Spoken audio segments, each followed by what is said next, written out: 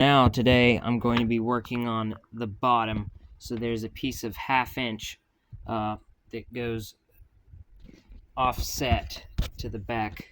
So it will be flush to right here, sit down a 1/2 inch, and go all the way over the bottom, and will be inset the full 3/4 of this wingay.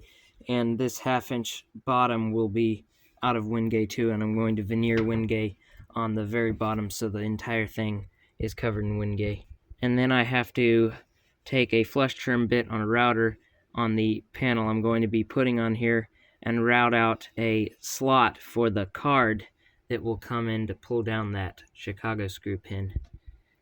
So I'm starting it off with a piece of 1/2 inch Baltic birch plywood, and this is unfinished. We normally, for our cabinets, we buy one-sided UV finish. I bought this one with no finish on either side. That way I can veneer both sides if I need to.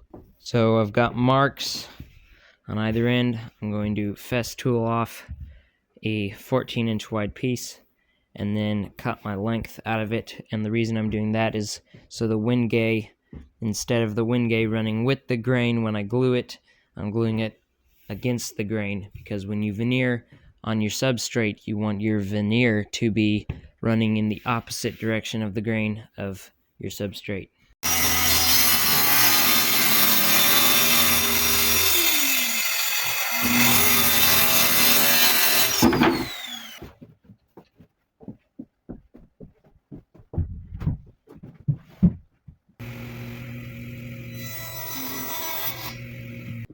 Okay, here's my wingay veneer.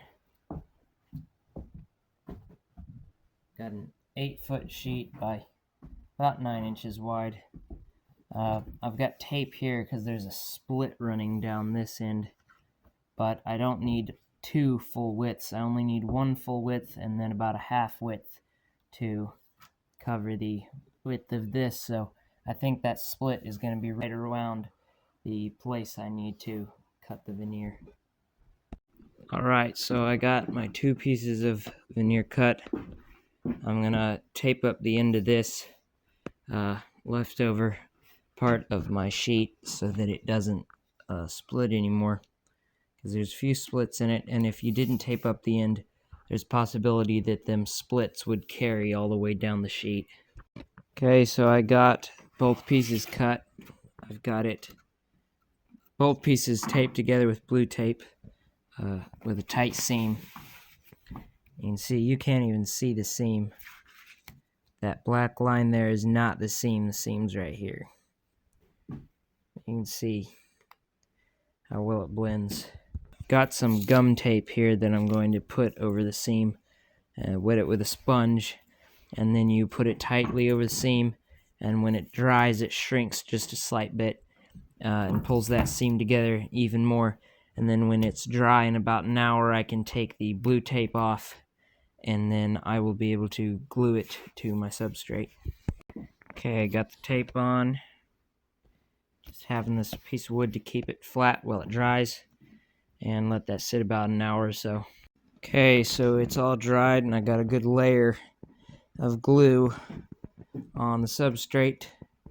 I'm going to glue the veneer down. Got it all glued up. Got a good squeeze out all the way around it. Got a block under there that I cut with a arch in it so that these clamps on either end, it'll put a lot of pressure into the center of the panel. Since I don't have any clamps that reach all the way out there. So yeah, I'm going to leave this sitting here about an hour, and I'll take the clamps off and let it cure for another hour before I do anything with it. Alright guys, it's the next day, so I had the panel glued up in the clamps all night, and we're going to take a look at it. It actually glued up and didn't have any mistakes on it. Yeah, I'm kidding. So yeah, the first panel I glued up is obviously not this one. You can see they're completely different clamps on it. The first one I glued up completely was ruined catastrophically. I took the clamps off too early. After about 2 hours I took them off, and the panel started bubbling in the middle, and it was because the glue was not dried completely there, and I also put too much glue. So I tried clamping it down and it didn't work. The next morning I went down and it was still bubbled when I pulled the clamps off, and it dried bubbled, so it did not work at all. And then I tried doing it again, thinking that if I clamped it harder and didn't put as much glue, it would work. And I took it out 2 hours later again, and it still bubbled. So at that point, I was pretty sure it was because I was not leaving them in the clamps long enough, but I was trying to use quick grips to tighten everything down, and that was not working very well. So I went ahead and I bought some of these Bessie bar clamps. They've got the bar on them, and then they have a C-clamp style clamping head on them, which I can get a lot more pressure than with these junk quick grips. So I bought some of them, took them about a week to get here, but you can see I put them all on here for the calls, and they're putting a lot more pressure down, and I had a lot more glue squeeze out this time. So I'm letting these sit overnight and possibly till tomorrow afternoon, and we'll check back tomorrow to see how it turns out. Alright guys, so it's been about 2 days, and I got to working on the panel. It all went out fine, but I didn't have time to video anything because I kind of just got into it, and I didn't think about videoing any of it, but I've made a little bit of a mistake. So this is the panel. You can see no bubbles in the veneer. I edge banded all the way around it the solid Wingay veneer. Is the back side. You see that Wingay goes all the way around. The joints actually came out pretty dang good. And then when I was sanding this, the edge banding pieces were sticking up a good 30-second all the way around. Well, I sanded the back first to get the back nice and flat, and then sanded the face, and I'm using a drum sander. Well, when I went through, it was all looking really good except for one little spot that wasn't flat. And I was like, well, maybe I'll run it through again. And you probably see this little bitty bit there, and that isn't really a problem. I can just color that with some marker or something and make it dark, and they'll never see under it. But the big problem is this. Yeah, it looks pretty bad. So I was pretty mad when that happened. I've spent a lot of time on this panel to make it look good, and then I just sanded through, so you might be able to see this pencil line. What I'm going to try and do and fix it, I'm thinking about first scoring my line really straight with a knife to keep it from chipping the rest. And then I'm going to take a flush trim bit on the router with the bearing on top, not on bottom. I'm going to lower it down just to where it's cutting deep enough for my veneer. And I'm going to cut out this area and attempt to put in another patch, because Wingay is very straight grained when it's quarter sawn like this. So you can very easily find a piece of veneer that is almost identical to the rest. Like you can see here, this is a completely different piece of wood, and it's like the Wingay just wraps around because it's so straight grained.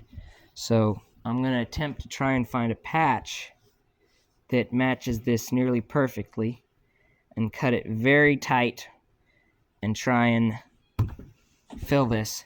And luckily they don't have to, anybody solving the puzzle box will never have to see under this.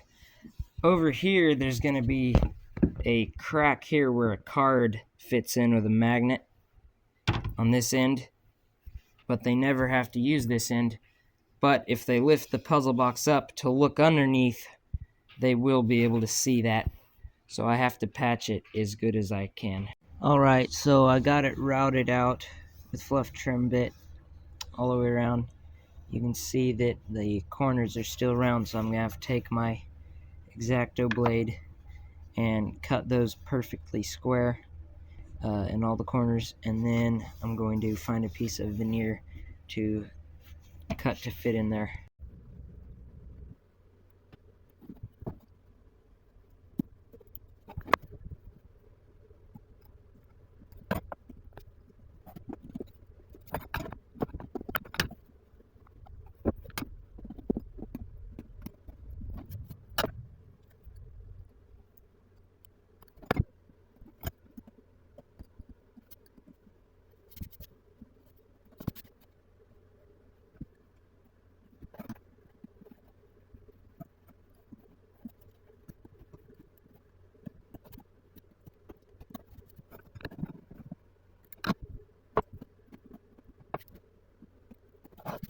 Alright, got it all cut out. I think it looks pretty dang good.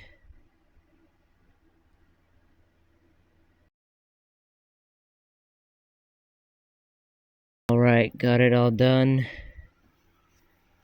You can see this is the seam. And then somewhere over here, I can't even find it, is the other seam. I think it's about right here, but it also could be right here. I can't even find that seam, so it came out really good. But you can barely even see it from back here. And then this one I'm just gonna color with some magic marker or something. But yeah. So the main part of my puzzle box is flipped upside down, as you can see. And this is how the panel will sit on it. So you can see right here is the pin, the magnet pin. So what I have to do is cut a slot in the panel to where about this wide with the flush trim bit with the white router. And it'll come back to about here. And then I'll have a wooden card with a magnet in it that'll slip up under the... And this is all that's left of the old panel that I glued up. You can see all these spots here is where it had a bubble. So it was essentially just a whole bunch of waves, and it got worse and worse as it got to the middle. And I tried to run it through the drum sander, but this is what happened when I ran it through the drum sander, because I was hoping that it would only sand down the very center, because I get a lazy Susan I gotta put in the middle so no one sees the middle.